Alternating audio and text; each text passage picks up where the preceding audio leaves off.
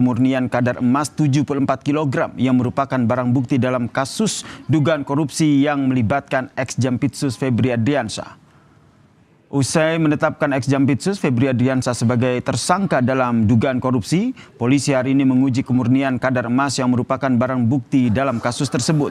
Selain emas, juga akan diperiksa keaslian dari dolar Amerika Serikat, dolar Singapura, dan juga rupiah yang ditemukan saat penggeledahan. Selain ex-Jampitsus, polisi juga telah menetapkan satu tersangka lainnya dari pihak swasta yang sudah ditahan sejak 10 Juli lalu.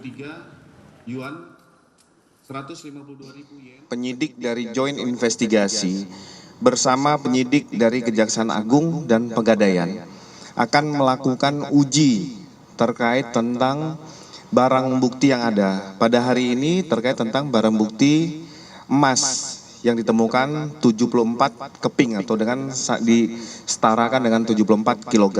Jadi nanti akan dilakukan uji terkait tentang Singapura dolar, US dollar dari FBI dan Kedutaan Amerika, termasuk dari Kedutaan Singapura dan Bank Indonesia.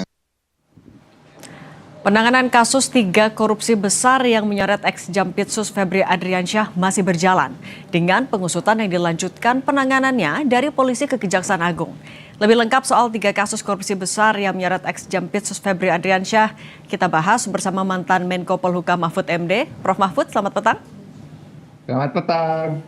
Prof Mahfud, ini kan memang sudah jadi sorotan publik. Kemudian Kejagung juga sudah memastikan akan dilakukan secara transparan penyidikannya. Tapi masih ada kekhawatiran, ada konflik of interest ketika kasus itu dilakukan oleh Kejagung. Seperti apa yang harus dilakukan oleh Kejagung untuk membuktikan janjinya bahwa kasus ini akan transparan? Ya, kalau soal mau memenuhi janji itu kan ada di hati masing-masing ya. Kita tidak bisa menyatakan itu bisa dipenuhi atau tidak. Kan biasanya kalau pejabat bicaranya yang baik-baik saja, nanti transparan dan sebagainya. Tapi di lapangan kita kan tidak tahu. Jadi kita tunggu aja. Kan kita juga bisa ikut mengawasi ya. Jadi saya tidak menjamin juga lah, karena saya tidak tahu sesungguhnya apa yang terkandung di balik semua peristiwa yang serba cepat dan nampaknya tidak sesuai dengan hukum ini. Berarti itu maksudnya, aja kita tunggu perkembangannya. Artinya ya, maksudnya kejanggalan yang Anda temukan di mana saja poinnya, Prof? Kejanggalannya tersangka diserahkan ke Kejaksaan Agung oleh polisi dengan narasi dilimpahkan. Nah, kalau dilimpahkan itu kan berarti sudah P21. Kalau P21 itu artinya tersangkanya sudah diperiksa sesuai dengan pasal 61 ya KUHP. Itu kan mengatur tersangka diperiksa dulu, lalu berita acara pemeriksaan itu ditandatangani, lalu barang bukti ya beserta berita acara bahwa sudah diperiksa itu diserahkan. Itu namanya dilimpahkan. Tetapi harus sebelum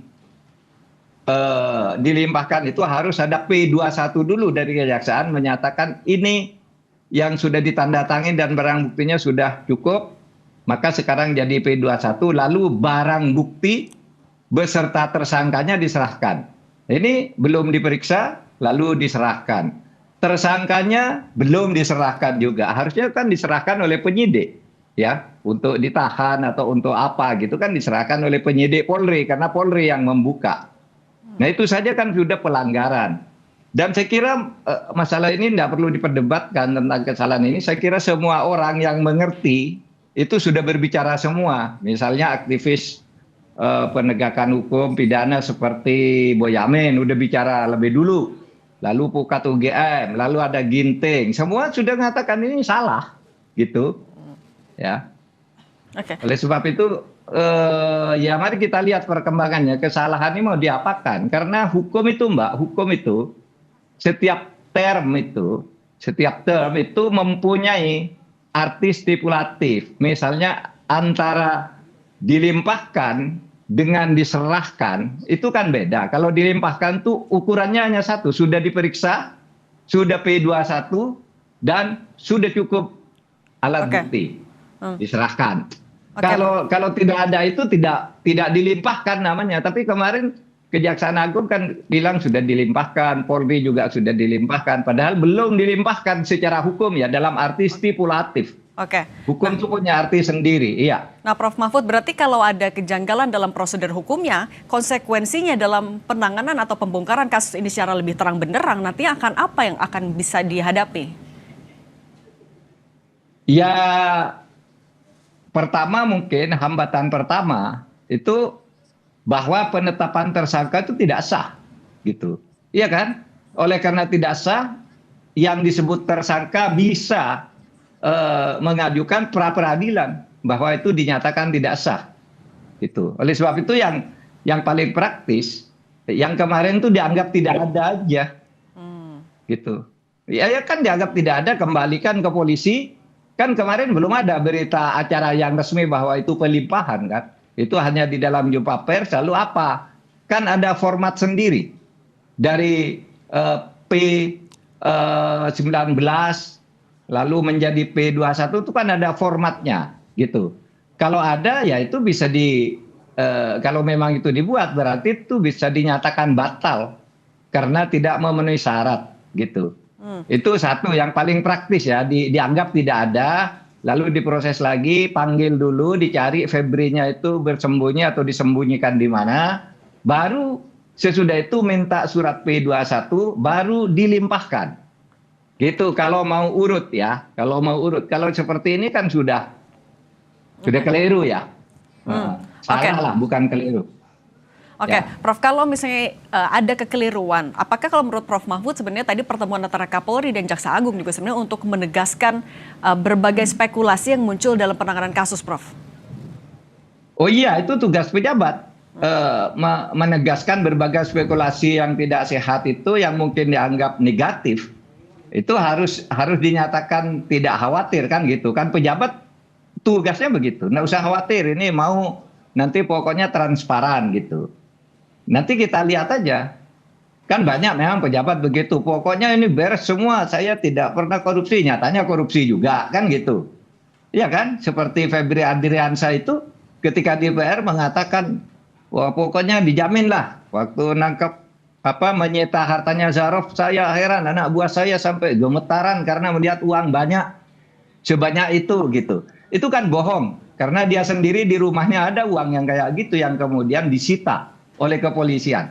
Jadi kalau pejabat di depan publik harus itu memberi sinyal-sinyal yang positif meskipun sebenarnya negatif.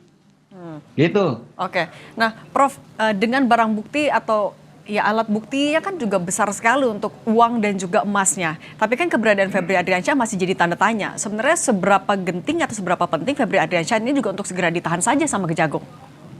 Ya seharusnya gitu, karena satu, orang tidak ditahan itu kalau ancaman hukumannya di bawah 5 tahun kan gitu. Lalu yang kedua, kalau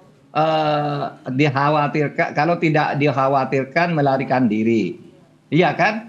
Nah itu antara lain ya, dan tidak menghilangkan barang bukti. Bisa saja ini dalam keadaan begini barang bukti yang lain yang masih mau dicari lagi, karena ini kan 3 peristiwa.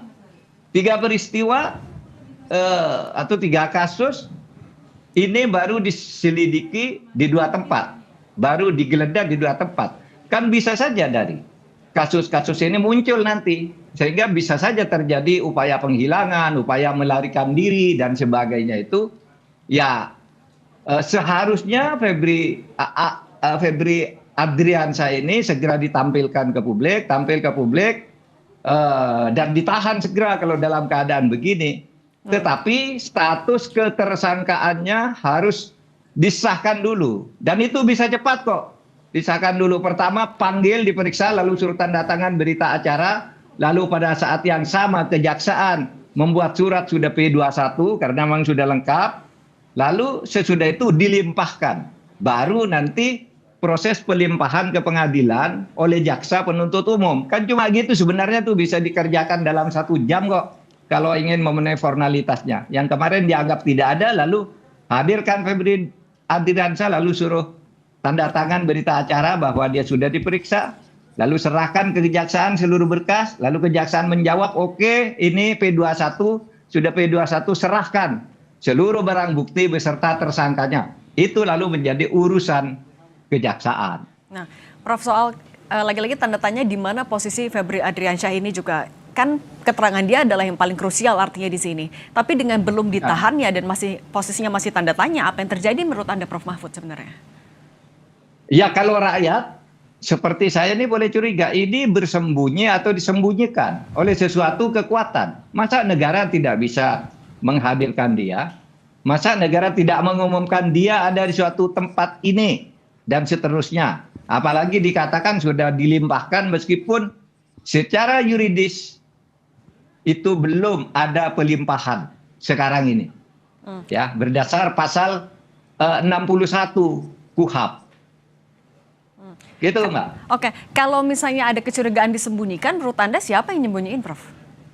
Oh, udah tahu. Nanti kalau kita nuduh-nuduh gitu, bari berbahaya. Pokoknya ini sangat aneh, negara tidak bisa menghadirkan seorang yang diumumkan sebagai tersangka. Dan tapi berarti Kan aneh. Dan berarti Ya, barang kan bukti aneh, sebanyak kan? itu juga, Prof, bisa dipastikan tidak hanya milik Febri seorang. Ya bisa saja. Bukan milik Febri seorang. Nah, makanya dihadirkan dia. Dan menurut saya, menurut keyakinan saya, polisi itu sudah tahu uang itu dari siapa yang bawa, kan tidak sembarangan. Ya, tidak sembarangan menyita begitu. Pasti tahu ini uang dari siapa, tanggal berapa, dibawa dengan apa, tuh sudah pasti ada catatannya di polisi. Polisi kita tuh dalam hal-hal begini, asal jangan diganggu, profesional kok menemukan hal gitu. Tinggal sekarang hadirkan jaksa, lalu tunjukkan ini uang tanggal sekian, lewat mobil ini, jumlahnya sekian, yang mengirim ini tuh pasti rinci temuan polisi itu. Itu. Nah, Prof, yang apalagi sekarang, ya sekarang ini sudah beredar ya jaringan bisnis keluarga Febri Adriansyah ini dimuat di dalam EFU ID itu gila-gilaan juga tuh. Oke. Prof, yang juga jadi kekhawatiran adalah dari publik adalah jangan sampai ini dilokalisasi nanti tersangkanya hanya sampai Febri Adriansyah saja. Kalau Anda meyakini apakah Kejagung akan bisa membongkar sampai ke tokoh-tokoh lain? Saya tidak yakin, meskipun mungkin Kejaksaan Agung selalu menjamin itu. Oleh sebab itu saya lebih setuju sebenarnya yang tidak melanggar hukum acara dan ada kepastiannya ini supaya diambil alih oleh Komisi Pemberantasan Korupsi. Tetapi saya kira Kejaksaan Agung akan keberatan melakukan ini, kan gitu. Itu menyangkut prestise kelembagaan, menyangkut marwah kelembagaan, pasti diartikan begitu. Tapi kalau sudah begini kan memang jadi masalah nanti hukum acaranya. Oke. Secara hukum ini sebenarnya belum ada pelimpahan. Secara hukum ya. Oke. Baik. Iya. Oke, baik. Prof Mahfud MD, nanti kita juga nantikan bagaimana janji dari Kejaksaan Agung membongkar kasus ini terang-terangnya. Prof Mahfud MD, mantan Menko Polhukam, terima kasih sudah berbagi pandangan bersama kami. Saya selalu, Prof.